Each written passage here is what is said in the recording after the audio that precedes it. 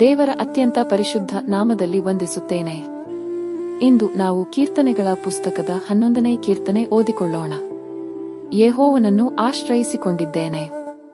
ನೀವು ದುಷ್ಟರು ಕತ್ತಲಲ್ಲಿ ಯಥಾರ್ಥ ಹೃದಯವುಳ್ಳವರನ್ನು ಕೊಲ್ಲಬೇಕೆಂದು ಬಿಲ್ಲು ಬೊಗ್ಗಿಸಿ ಎದೆಗೆ ಬಾಣವನ್ನು ಹೂಡಿದ್ದಾರೆ. ನೋಡಿರಿ, ಪಕ್ಷಿಗಳಂತೆ ನಿಮ್ಮ ಬೆಟ್ಟಗಳಿಗೆ ಓಡಿಹೋಗಿರಿ. ಆಧಾರಗಳೇ ಕೆಡವಲ್ಪಟ್ಟ ಮೇಲೆ ನೀತಿವಂತನ ಗತಿ ಏನಾದೀತು ಎಂದು ನನಗೆ ಹೇಳುವುದೇಕೆ? ಯೆಹೋವನು ತನ್ನ ಪರಿಶುದ್ಧ ಮಂದಿರದಲ್ಲಿದ್ದಾನೆ. ಆತನು ತನ್ನ ಸಿಂಹಾಸನವನ್ನು ಪರಲೋಕದಲ್ಲಿ ಸ್ಥಾಪಿಸಿದ್ದಾನೆ. ಆತನ ಕಣ್ಣುಗಳು ಮಾನವರನ್ನು ನೋಡುತ್ತವೆ. ಆತನು ಅವರನ್ನು ಬಹು ಸೂಕ್ಷ್ಮವಾಗಿ ಪರಿಶೋಧಿಸುತ್ತಾನೆ. ಯೆಹೋವನು ನೀತಿವಂತರನ್ನೂ ಅನೀತಿವಂತರನ್ನೂ ಪರೀಕ್ಷಿಸುತ್ತಾನೆ, ಬಲಾತ್ಕಾರಿಗಳನ್ನು ದ್ವೇಷಿಸುತ್ತಾನೆ.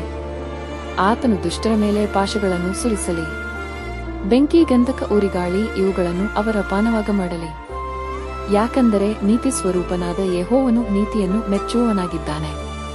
ಸಜ್ಜನರು ಆತನ ಸಾನ್ನಿಧ್ಯದಲ್ಲಿ ಇರುವರು. ದೇವರು ಈ ಕೀರ್ತನ ಭಾಗವನ್ನು ಆಶೀರ್ವದಿಸಲಿ. ಆಮೆನ್.